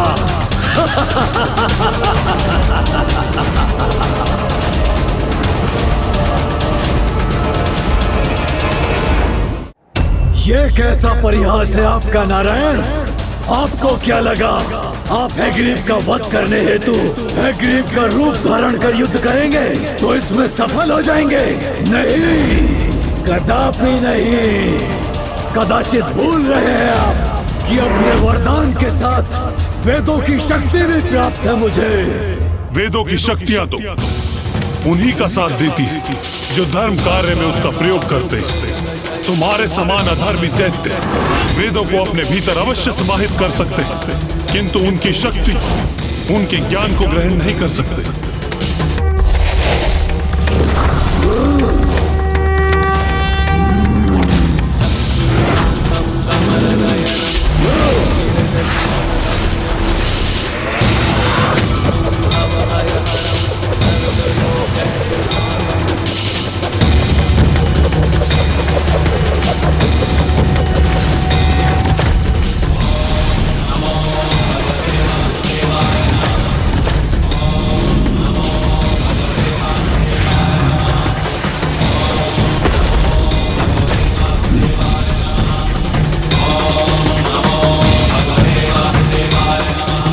गदा को खंडित कर दिया इनके चक्र ने, और अब तो ये मेरी ही ओर बढ़ रहा है।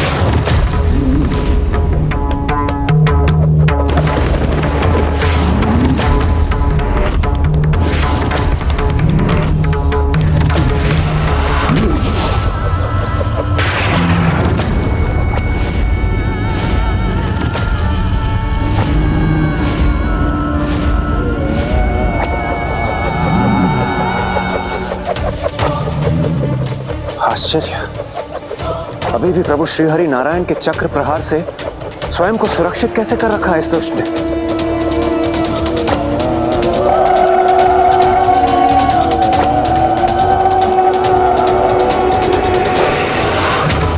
अब इस दुष्ट की अंत का समय आ गया।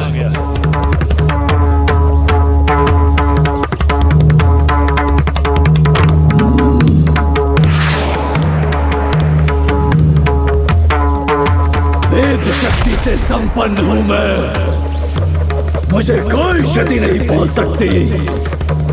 अभी भी अपने उसी भ्रम से भ्रमित हो मूर्ख। सुनो, जिस प्रकार अपवित्र जल से भरा कमंडल वर्षा के पवित्र जल की एक बूंद भी ग्रहण नहीं कर पाता, उसी प्रकार तुम्हारा अपवित्र मन न वेद की पवित्रता को प्राप्त कर सका, न ही उसकी शक्तियों को, और अब तुम्हारा अंत निश्चित।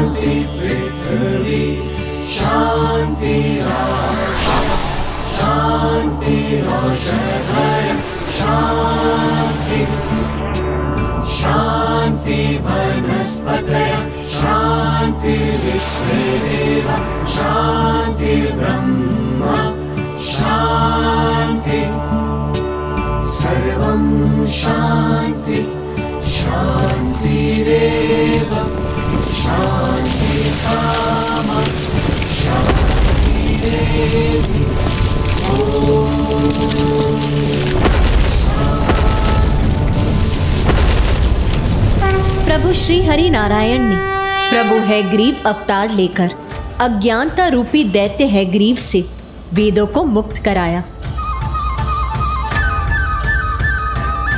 और ज्ञान रूपी प्रकाश को सृष्टि पर लौटाया। इसीलिए आज से संसार उनकी पूजा बुद्धि और ज्ञान के भगवान के रूप में भी करेगा।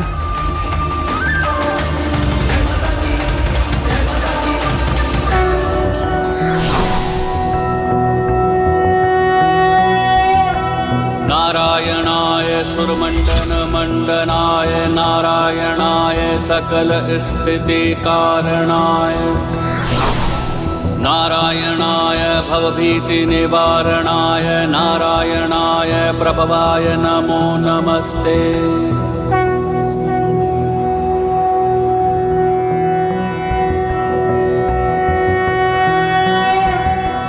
प्रभु हैग्रीव की जय, प्रभु हैग्रीव की जय, प्रभु हैग्रीव की जय। आधारं सर्व विद्यानां हयग्रीवम् उपास्महे।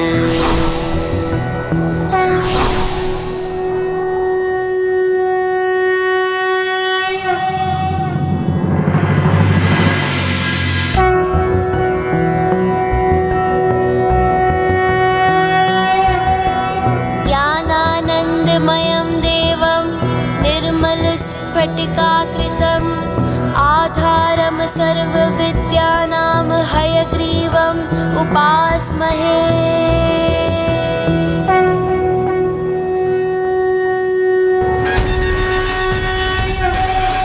अर्थात हम उन सर्वोच्च दिव्य ज्ञान और पूर्ण आनंद स्वरूप प्रभु हैग्रीव ध्यान और आराधना करते हैं, जिनका मुख और कंठ अश्व का है और जो एक निर्मल स्फटिक के समान तेजोमय और जो ज्ञान की सभी विधाओं के स्वामी हैं। प्रभु हैग्रीव समस्त ज्ञान के स्रोत हैं, तो मैं उनसे अपने प्रश्नों का उत्तर भी बड़ी सहजता से अवश्य ज्ञात कर लूंगा।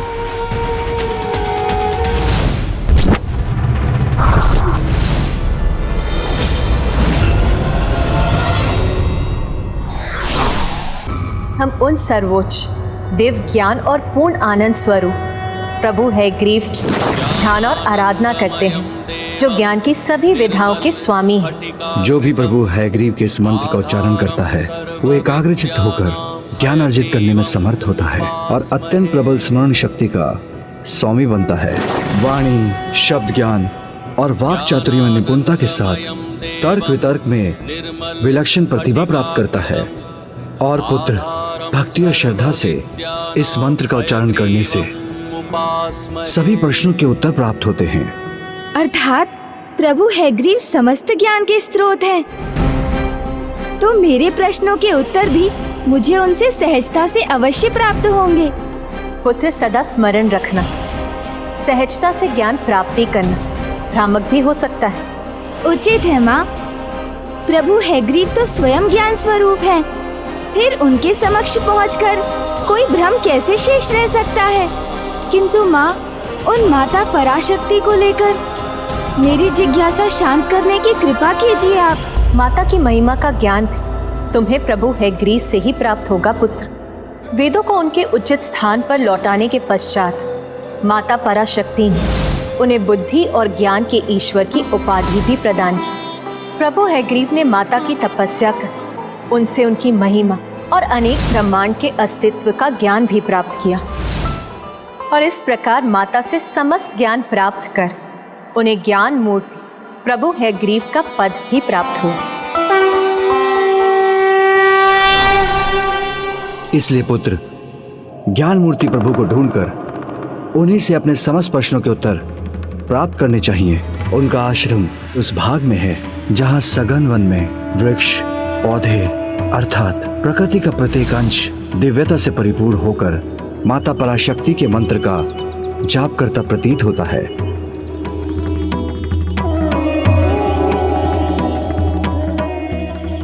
सघन वन में तो पहुंच गया मैं, तो ज्ञान मूर्ति प्रभु हैग्रीव का आश्रम भी यहीं कहीं होगा।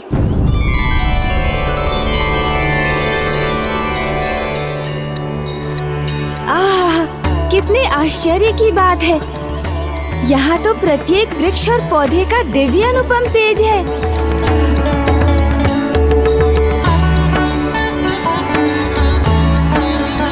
पिताश्री ने जैसा वर्णन किया था सब कुछ वैसा ही है यहाँ। वृक्षों पौधों की अनुपम आभा है और ऐसा लग भी रहा है जैसे ये सभी माता पराशक्ति के मंत्र का जाप कर रहे हैं। किंतु फिर मुझे प्रभु हैग्रीव के दर्शन क्यों नहीं हो रहे हैं?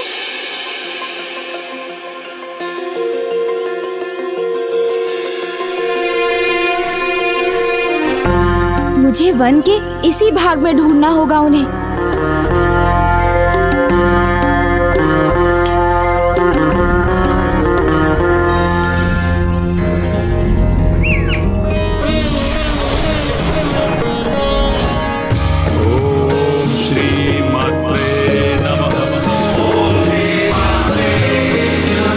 कुछ ज्ञात नहीं हो रहा। कहाँ है ज्ञान मूर्ति प्रभु हैग्रीव का आश्रम? ओम श्री मात्रे नमः। ओम श्री मात्रे नमः। वो स्थान तो वन के अन्य स्थानों से भी अधिक प्रकाशित है, तो कदाचित वहीं जाना चाहिए मुझे।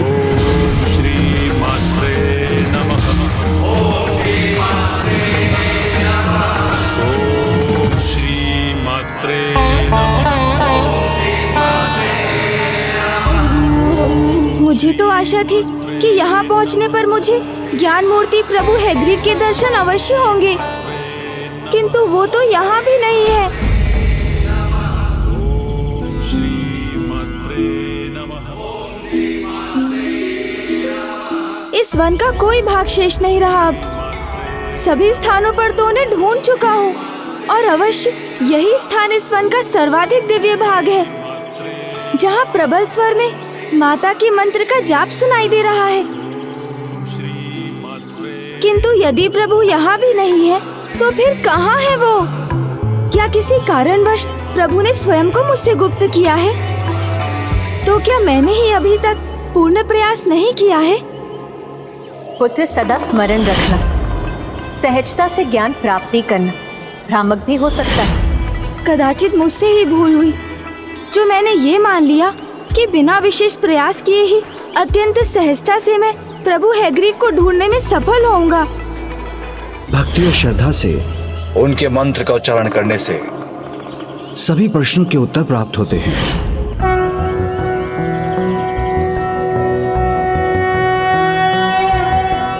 ज्ञानानंदमयं देवं निर्मलस्फटिकाकृतिम् आधारं सर्वविद्यानां हयग्रीवम् उपास्महे।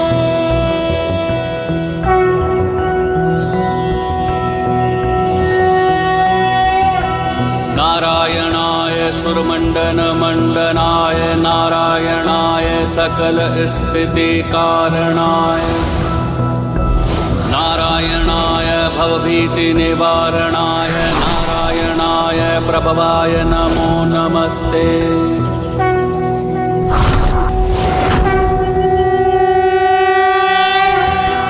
ज्ञानानन्दमयं देवं निर्मलस्फटिकाकृतिम् आधारं सर्वविद्यानां हयग्रीवम् उपास्महे।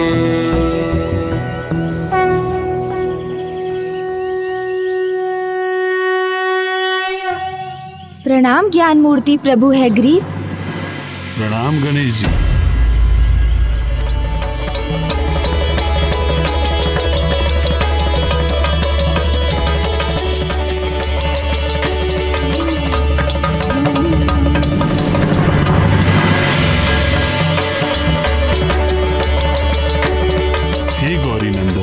हे महादेव पुत्र, प्रथम पूज्य गणेश जी, मेरे आश्रम में आपका स्वागत है। मुझे ज्ञात है कि आप अपने अनेकों प्रश्नों के उत्तर ज्ञात करने के लिए यहाँ पधारे हैं। हे ज्ञान मूर्ति प्रभु हैग्रीव, आप ही संपूर्ण ज्ञान के ज्ञाता हैं, इसलिए प्रभु आप ही मेरी सभी जिज्ञासा शांत कर सकते हैं। और अभी आपके दर्शन पाकर तो मेरे मन में वो सभी प्रश्न पुनः उभर उठे हैं जिनके उत्तर पाने के लिए मैं इतना व्याकुल हूँ प्रभु। असंख्य ब्रह्मांड क्यों, कैसे और कहाँ है? माता पराशक्ति अर्थात संसार की सर्वोच्च माता कौन है? और वो तीन विचित्र जीव जिन्हें मैंने माँ, पिताश्री और कुबेर जी के साथ देखा था, वो कौन है? और मैं ये भी ज्ञात। शांत गणेश जी, आइए मेरे साथ चलिए। जी प्रभु, मेरे प्रश्नों के उत्तर देने के स्थान पर मुझे इस जलाशय की ओर क्यों ले जा रहे हैं? प्रभु कृपा कर मेरी जिज्ञासा शांत कीजिए आप। मुझे तो मेरे प्रश्नों के उत्तर चाहिए थे, फिर आप मुझे जलाशय में। शांत, तनिक धैर्य रखिए गणेश जी। इस जलाशय के जल को ध्यान से देखिए। शांत और स्थिर जल में कितना स्पष्ट प्रतिबिंब उत्पन्न हो रहा है, किंतु जैसे ही ये जल चंचल होगा, ये प्रतिबिंब अस्पष्ट हो जाएगा।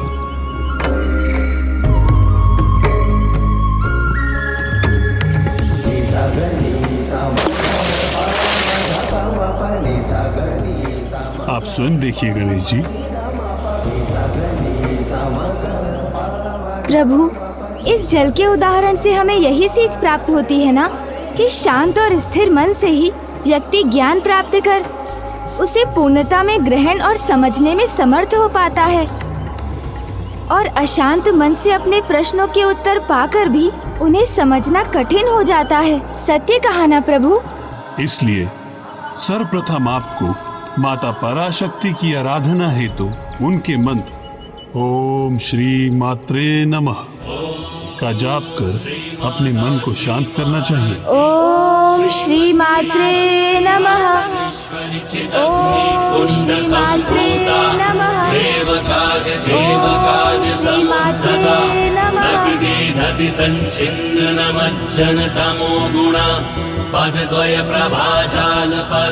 अब माता की कृपा से आपका मन शांत और स्थिर है, तो अब पूछिए गौरी नंदन, आप अपने किस प्रश्न का उत्तर चाहते हैं? हे ज्ञान और बुद्धि के ईश्वर, मेरे प्रश्नों के उत्तर देने के पूर्व मुझे आप अपने ज्ञान मूर्ति स्वरूप के दर्शन प्रदान करने की कृपा करें प्रभु। अवश्य गौरी नंदन।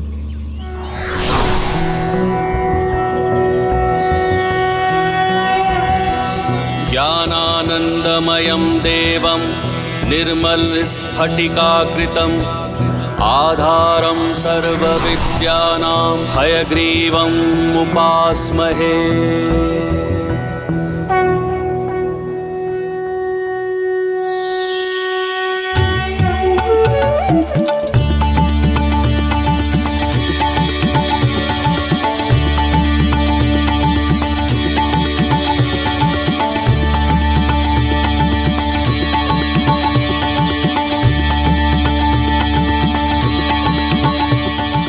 प्रभु, आपके ये अद्भुत दर्शन पाकर मैं धन्य हुआ। आपकी जिज्ञासाओं से मैं परिचित हूँ गौरी नंदन, किंतु पूछिए, सर्वप्रथम आप मुझसे क्या ज्ञात करना चाहते हैं? ओह हाँ प्रभु, सर्वप्रथम मुझे ये बताने की कृपा कीजिए कि पिताश्री ने रावण के विषय में बताते हुए ये क्यों कहा कि ब्रह्मांड एक नहीं अनेक है और प्रत्येक ब्रह्मांड में भिन्न रावण का जन्म होता है। ये क्या रहस्य है प्रभु, कृपया मुझे बताइए। एक साधारण जीव उसी को अपना संसार समझता है जिसे वो देख पाता है या जिसका उसको अनुभव होता है। देवी देवताओं का ज्ञान भी उनके लोकों तक ही सीमित रहता है और त्रिदेव और त्रिदेवियों को भी अपने ही ब्रह्मांड का पूर्ण ज्ञान होता है, किंतु उनके ज्ञान और अनुभव के परे अनंत सागर में असंख्य ऐसे ब्रह्मांड हैं जो सभी अर्थों में एक दूसरे के समान ही हैं। सभी ब्रह्मांडों में वही सूर्य, सौर मंडल, ग्रह और यहाँ तक कि जीव जंतु भी एक समान ही होते हैं। तो संसार की परिक्रमा करते समय परशुराम जी के साथ गोलोक जाते समय गोलोक के मार्ग में जिस अद्भुत दृश्य को देखकर मैं असमंजस में आ गया था, वो संसार के इस अनंत विस्तार का ही दृश्य था। किंतु कितने अचरज की बात है कि इन असंख्य समान ब्रह्मांडों के सभी जीव जंतु भी समान हैं। जीव जंतु, वृक्ष, पौधे, नदी, पर्वत ही नहीं गौरी नंदन, हर ब्रह्मांड के देवी देवता, उनका नेतृत्व करने वाले देवराज इंद्र, त्रिदेव, त्रिदेवियां भी समान हैं। अर्थात ब्रह्मदेव, विष्णुदेव और महादेव हैं। हाँ गौरी नंदन, और स्वयं आप भी। स्वयं मैं भी?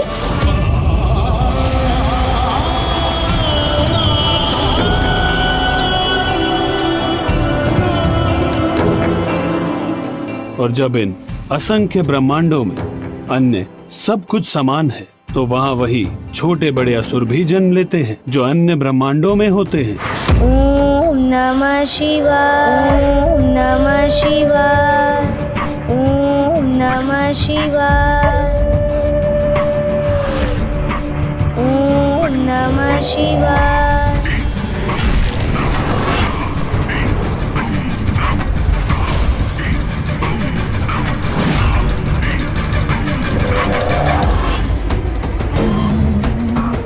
कितना अद्भुत है ये दृश्य। अर्थात हमारे महानायक की शक्ति में वृद्धि हो रही है।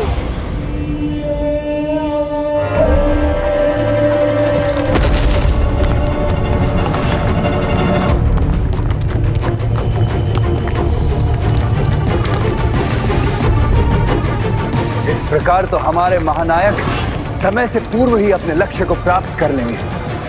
प्रत्येक ब्रह्मांड का समय चक्र भी समान रूप से ही गतिमान होता है, जिसके अनुसार प्रत्येक कल्प के प्रत्येक त्रेता युग में असुर रावण का जन्म होता है, जो हर ब्रह्मांड में एक समान अधर्म और दुराचार करता है। फिर उसकी पापों की गागर भरने पर प्रभु श्री हरि नारायण राम अवतार में उसका वध कर पुनः धर्म की स्थापना करते हैं। महादेव के कथन के पीछे छिपे इस गूढ़ रहस्य को मुझ पर उजागर करने हेतु आपका कोटि कोटि धन्यवाद प्रभु।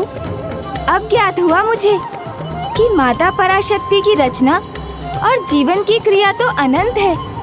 ब्रह्मांड एक नहीं अनेक है।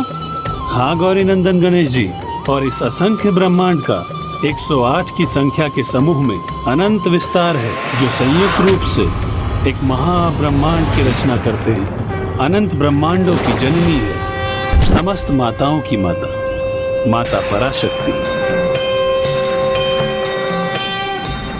प्रणाम माता। प्रणाम माता। मेरा अगला प्रश्न तो माता पराशक्ति को लेकर ही था प्रभु। माँ ने कहा था उनका रहस्य भी आप ही को ज्ञात है, तो मुझे बताने की कृपा करें प्रभु कि क्या वो माँ पार्वती से भिन्न है और उनका निवास कहाँ है। न वो हमसे भिन्न है न हम उनसे, और ये असंख्य ब्रह्मांड भी तो उन्हीं के अंश है। माता पार्वती जगत जननी है और माता पराशक्ति प्रत्येक जगत की जननी है। माता पार्वती की भी इसलिए तो उन्हें माताओं की माता भी कहा जाता है। संपूर्ण संसार अर्थात इस अनंत संसार के कण कण में जो सर्वोच्च चैतन्य के रूप में व्याप्त है, जिनसे सर्व जगत में चेतना का संचार होता है, जो चैतन्य की व्यक्त और द्वितम रूप है, उन्हीं माता ललिता पराशक्ति का सभी दिव्य शक्तियों में सर्वोच्च स्थान है। संपूर्ण संसार अर्थात इन अनंत असंख्य ब्रह्मांडों में रचित महाब्रह्मांड में माता पराशक्ति की ही सत्ता है। जो हो चुका है, जो हो रहा है और जो होने वाला है, सब उन्हीं की लीला है। और उन्हीं की लीला के अनुसार आपने उन तीनों दृश्यों को देखा था गौरी नंदन। किंतु प्रभु वो तीन जीव हैं कौन?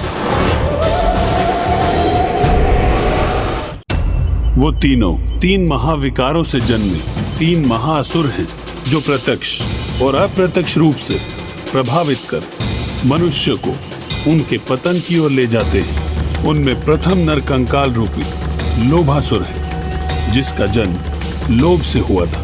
उसे आपने कुबेर जी के साथ इसीलिए देखा क्योंकि उसका जन्म स्वयं कुबेर जी के लोभ से हुआ था।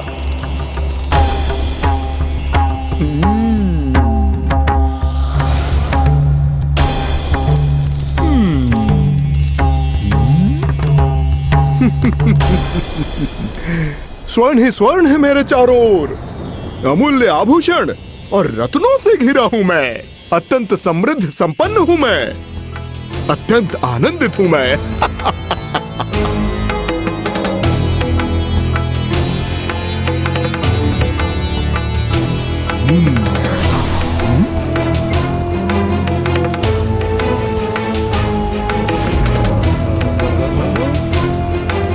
स्वर्ण ही स्वर्ण।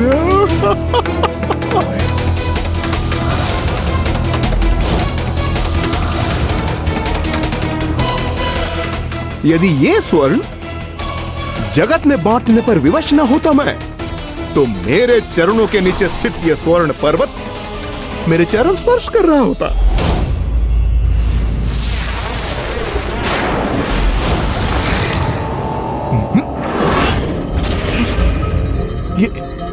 ये मेरा चरण स्पर्श किसने किया?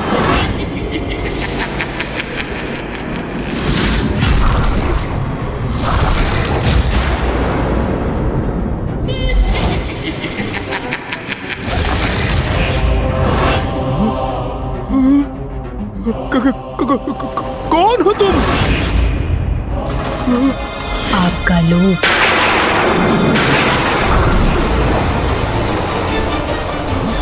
यदि ये स्वर्ण जगत में बांटने पर विवश न होता मैं, तो मेरे चरणों के नीचे स्थित ये स्वर्ण पर्वत मेरे चरण स्पर्श कर रहा होता। ये क्या हो गया मुझसे? जिस धन संपत्ति का मैं मात्र संरक्षक हूं, उसी के लोभ के वश में कैसे आ गया मैं?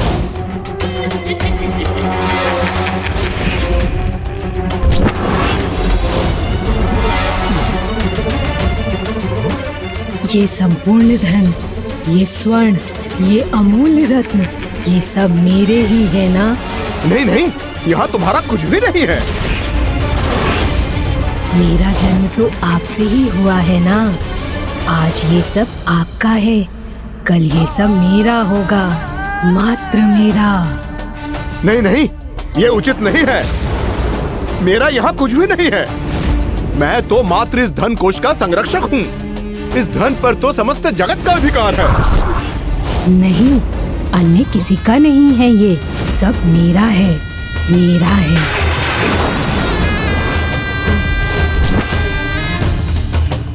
रुक जाओ, छोड़ो उसे और चले जाओ यहाँ से।